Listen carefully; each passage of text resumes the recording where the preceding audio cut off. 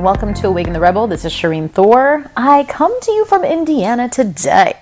I know this podcast probably won't be released for a few months, but right now, it's the 4th of July weekend, baby. It's literally 4th of July today, actually. And I just got inspired because I wanted to talk to you guys today about something super geeky I learned in my certifications for Neuro Linguistic Programming. I feel like when I had my awakening and I went to my first seminar, I was totally floored by the difference between my conscious and my unconscious mind. And what I mean by that is that my conscious mind was thinking thoughts like, I need to be more of a bitch to survive in the corporate world. Let me make this very rational and logical decision to abandon my very generous and lovely spirit so that I won't be perceived as a dumb bimbo and I will get respect in this environment. And then I went to that personal development seminar that totally blew the lid off all of my limiting beliefs and all of my thoughts, because I would do these closed-eyed exercises where I learned what are the things about myself that I miss, things that I've locked away that were in this like deep, dark treasure chest of my soul that I had abandoned. And a lot of them were generosity of spirit and just being joyful and energetic and bubbly and loving. And so in my conscious world, I was choosing to abandon the truth of me. And in my unconscious world, I was slowly dying inside because I actually missed being the truth of my essence. And so ever since that seminar, which is like well over a decade ago, my goodness, it's been a long time. I've just had such a fascination with the difference between the conscious and the unconscious, or the conscious and the subconscious, just the part of us that thinks thoughts and makes decisions. And it might make rational sense, but there's a huge dissonance oftentimes between that part of us and our soul, or our emotional part of our self. And so one thing I want to sort of teach to you guys today is something I learned in Neuro Linguistic Programming. So it's just crazy. This thing happened this week. So my sister-in-law, her 7-year-old was driving the Gator. We're here on a family farm. We're here on a family farm, y'all. It's farming time. Independence Day, doing it big time in the Midwest. So my nephew, he's 7. He was driving this like kind of motorized vehicle they call the Gator. And it's exciting. It's the first time he's driving the Gator. It's so cool. And then his 4-year-old brother was kind of getting on. And his mom said to him, don't put your foot on the gas. Your brother's still getting on. And immediately he put his foot on the gas. And right when he did that, his brother fell off the Gator and broke his arm. So it's been a little family catastrophe here at the farm. But that was crazy to me because, you look at that and you're like, oh man, he didn't listen, right? Like you'd think he didn't listen to his mother. She told him not to put his foot on the gas. But I'm a geek and I've really looked into the unconscious mind and how it processes things.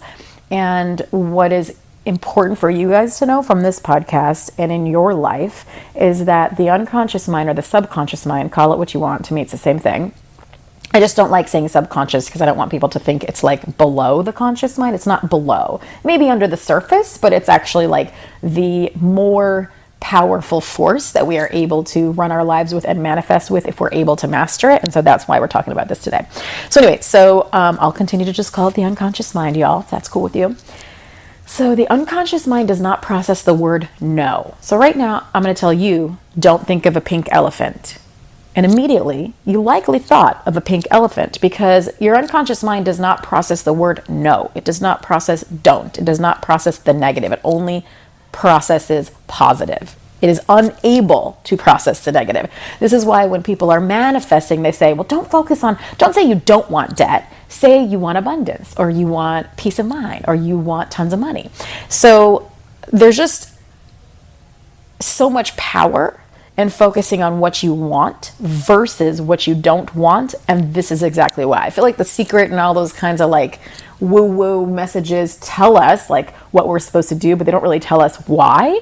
And look, I'm not an advocate for or against The Secret. Like I have nothing to do with it, but I do know that I myself have like just gotten confused about like maybe the why behind it. I'm kind of a nerd and I need to know why I'm doing something. I'm not, it's the rebel. Like, tell me why. Like, I'll do it if I'm bought into it. I'm not just going to do what you're telling me to do.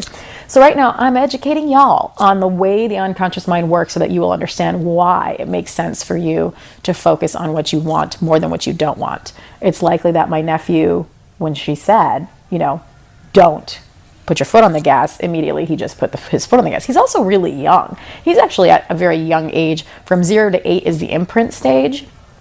And that's actually like, yeah, you're very young in those years. And so in a lot of ways, it probably is even harder for him actually to process the negative versus just processing the positive. So anyway, all that to say, the truth is, I don't think my nephew did anything wrong. I don't think my sister-in-law did anything wrong. I think it's all just life.